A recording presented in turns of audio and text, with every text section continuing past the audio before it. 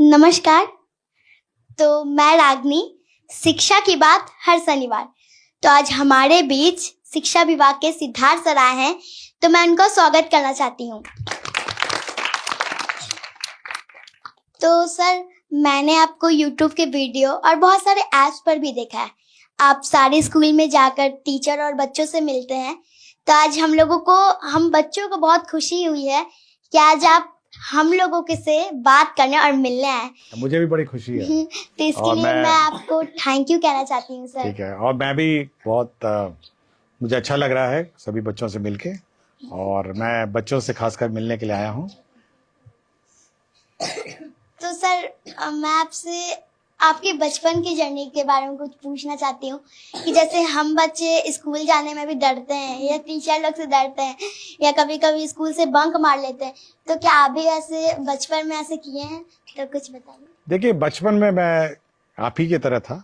मैं भी छोटा था और मैं भी स्कूल जाता था। मैं दिल्ली में पढ़ता था और मैं दिल्ली में स्कूल में जाता था, और मेरे माता पिता का बहुत जोर था कि पढ़ाई करो, और स्कूल तो जाता था पढ़ाई करने, लेकिन शाम को आके खेलने में मुझे बहुत मन लगता था। मैं अपने दोस्तों के साथ कंचे खेलता था और पतंग भी उड़ाता था, और शाम को कभी कभी क्रिकेट खेलने का मुझे मौका मिल जाता था। तो खेल में मुझे बहुत रुचि थी और मैं काफ़ी खेल कूद करता रहा, और पढ़ाई में ठीक ठाक ही था, मतलब ऐसा कोई खास नहीं था, बट ठीक ठाक था। और मुझे लेकिन खेलने में बहुत मज़ा आता था। मैं देखा खेलने, मेरे क्लास में म्यूज़िक क्लास भी रहती थी, गाना वाना सिखाते थे हम लोग को, लेकिन मैं कभी सीख नहीं पाया म्यूज़िक। बट पतंग उड़ाना सबसे मेरा फेवरेट है। नमस्कार सर, मेरा नाम शिवांगी है और मेरा प्रश्न आपसे ये है, हमारे स्कूल में स्मार्ट क्लास का फी लिया जाता है लेकिन स्मार्ट क्लास नहीं होता है, क्यों सर? ये एक प्राइवेट स्कूल है या गवर्नमेंट स्कूल है? नहीं, गवर्नमेंट स्कूल है, रविंद्र बालिका विद्यालय। अच्छा। रूटीन में डेली होता है, हाँ। लेकिन महीने पे, 2 महीने पे, 3 महीने पे एक बार कभी हो जाता है। नहीं, हम लोग का ये है कि जो स्मार्ट क्लास है वो कम से कम सप्ताह में एक बार होना चाहिए, और अगर आपके स्कूल में नहीं है तो हम लोग इंश्योर करेंगे और हम लोग चेक करेंगे कि सभी स्कूल्स में स्मार्ट क्लास जो है वो सही रूप से चले, और ऐसे अलग से ये मतलब खराब व्यवस्था नहीं हो, इसको सुधारने की कोशिश करेंगे। नमस्ते सर, मेरा नाम मानसी है। मेरे स्कूल का नाम पी एन एंग्लो संस्कृत उच्च मध्य विद्यालय है। तो मेरा क्वेश्चन ये था कि स्कूल और कोचिंग का लोड थोड़ा ज़्यादा हो जाता है। अगर हमें स्कूल में ही वैसी पढ़ाई मिल जाए तो हमें कोचिंग जाने का ज़रूरत ही ना पड़े। देखिए, ये मैं बहुत जगह देखता हूँ। मैं गर्दनी बाग हाई स्कूल गया था एक बार, गर्ल्स हाई स्कूल में। तो एक लड़की बेंच में सो गई थी, तो मैं ऐसे ही पूछा कि ये लड़की सो क्यों गई। तो उसके बगल वाले लड़कियों ने कहा कि सुबह ये 6 बजे से कोचिंग कर रही है और 9 बजे आई है और इतनी थक गई है कि क्लास में सो गई। ऐसा होता है ना। और फिर हमको लगता है कि थोड़ा ज़्यादा हो जाता होगा, सुबह 6 बजे से या 7 बजे से कोचिंग करना, फिर स्कूल करना और शाम को फिर करना। तो हम लोग कोशिश ये है कि जो बच्चे हैं जिनको ज़्यादा ध्यान देने की ज़रूरत है या ज़्यादा अटेंशन की ज़रूरत है, हम लोगों ने ये कहा टीचर्स से कि आप लोग उनको सामने बैठाइए, सामने कोचिंग कराइए और एक्स्ट्रा अटेंशन दीजिए ऐसे बच्चों को जो चाहते हैं कि और एफर्ट लगे और करें।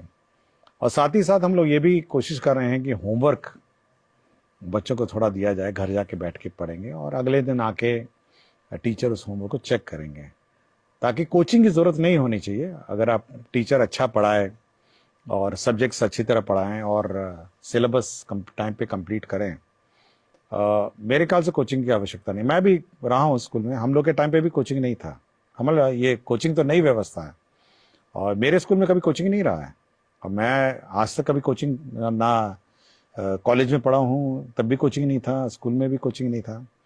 हम लोग ये ध्यान रखते थे कि जो टीचर पढ़ाते हैं और जो किताबें हैं उसको ध्यान से पढ़ें, और घर आके हम लोग रिवाइज करते थे, कुछ क्वेश्चंस बनाते थे। ठीक है, खेलना कितना होता है, मतलब रात के 5-6 बजे 7 बजे तक, 6 बजे तक खेलते थे हम लोग।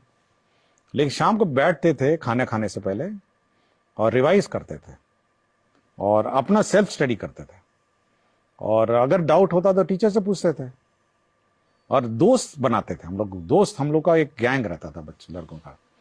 तो जब क्वेश्चन हम लोग करते थे, अगर कुछ होता नहीं था तो अगले दिन, क्योंकि उस वक्त फोन नहीं था, आज के दिन तो आपको मोबाइल है, आप अचानक कर दें, उस वक्त तो टेलीफोन भी नहीं था, तो हम लोग अगले दिन जाते थे और हम लोग यार दोस्त से पूछते थे कि भाई ये क्वेश्चन कैसे बनाए, और फिर हम लोग एक साथ बैठ के उसको सॉल्व करते थे।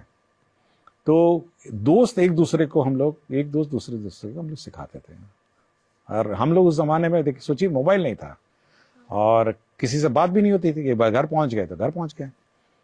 तो आप भी वो व्यवस्था रखिए ना, लड़कियां हैं लड़के हैं सब बैठ के एक साथ आप लोग मतलब प्रैक्टिस करिए, घर पे प्रैक्टिस करिए और टीचर से पूछिए कि ये कैसे बनेगा, या दूसरे दोस्तों से पूछिए, सीनियर से पूछिए।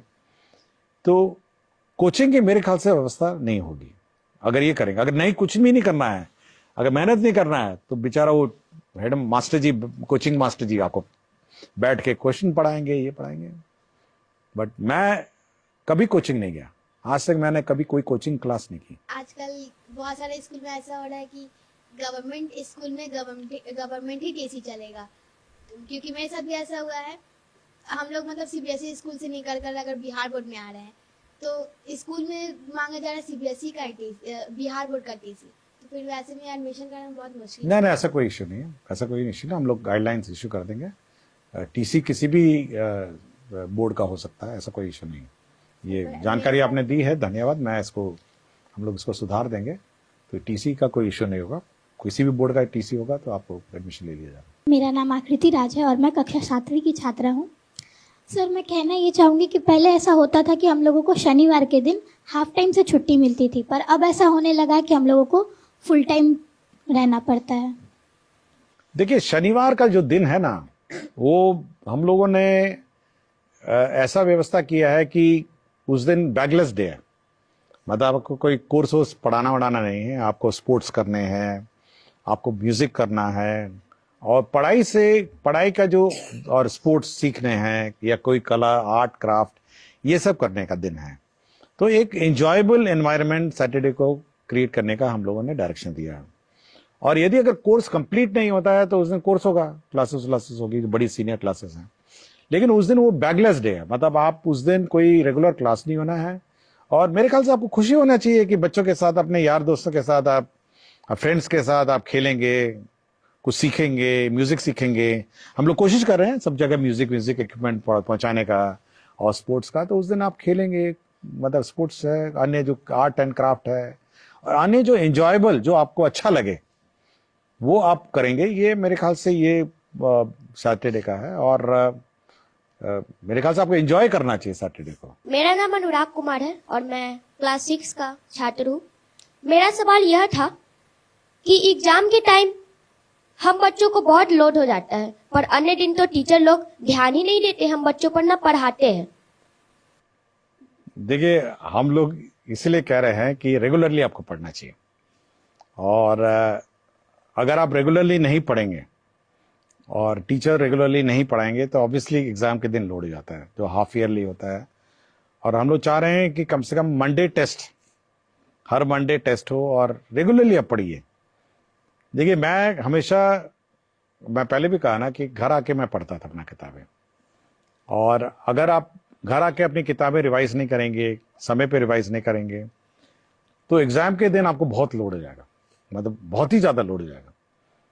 इसलिए रोज आपको रिवाइज करना चाहिए। और मैं सभी टीचर से ये कहता हूं, और सभी टीचर्स को फिर हम लोग कहेंगे कि रेगुलरली उसको बांटेंगे कि पहला मंथ में क्या होना है, दूसरे मंथ में क्या होना है, तीसरे मंथ में क्या होना है, चौथे मंथ में क्या होना है, ताकि मंथ वाइज वो कोर्स रहे, और ताकि सब कोर्स अचानक लास्ट मिनट में कंप्लीट ना हो, या फिर सैटरडे को कंप्लीट ना हो। तो चाहेंगे कि सब बराबर रहे। और लेकिन बच्चों से मेरा इतना ही है कि कम से कम शाम को आने के बाद खेलिएगा जरूर। मतलब स्कूल से लौटने के बाद दोस्तों के साथ मोहल्ले में खेलिए, और जब रात हो जाती है तो कम से कम खाने से पहले 1 घंटा बैठ के आप रिवाइज करिए, और थोड़ा मोबाइल से दूर रहिए। हमारे स्कूल में भी कंप्यूटर है, लेकिन हम लोग बस कंप्यूटर एग्जाम देने नहीं जाते हैं। कभी आज तक लैब हम लोग को भी नहीं कराया गया है स्कूल में। ओह, कौन सा स्कूल है? PN Anglo school. एंग्लो, ये प्राइवेट स्कूल है? नहीं, गवर्नमेंट। गवर्नमेंट स्कूल है। कहाँ पे है ये? यहाँ नया टोला। अच्छा, ठीक है। नहीं, लेकिन हम लोग अब कुछ ये करेंगे, कम से कम सप्ताह में एक क्लास तो होनी चाहिए, कंप्यूटर की क्लास तो होनी चाहिए, और समय समय पे क्लास होना और चाहिए। ना ही बायोलॉजी लैब होता है, केमिस्ट्री लैब होता है।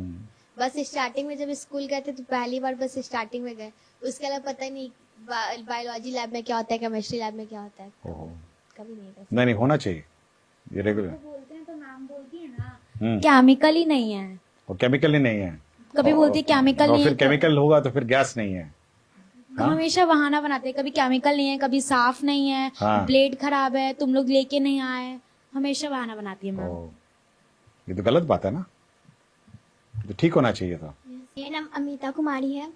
सर, मेरा सवाल है, जब भी हमारे स्कूल में चेकिंग वाले सर या मैम आती हैं तो हम हमारे स्कूल में ऐसे पढ़ाई नहीं होता है, लेकिन हमारे टीचर बोलते हैं कॉपी किताब निकालो, चेकिंग वाला आ गया है, और कुछ भी पूछे तो बोल देना हाँ ये होता है, ये होता है। ऐसा क्यों?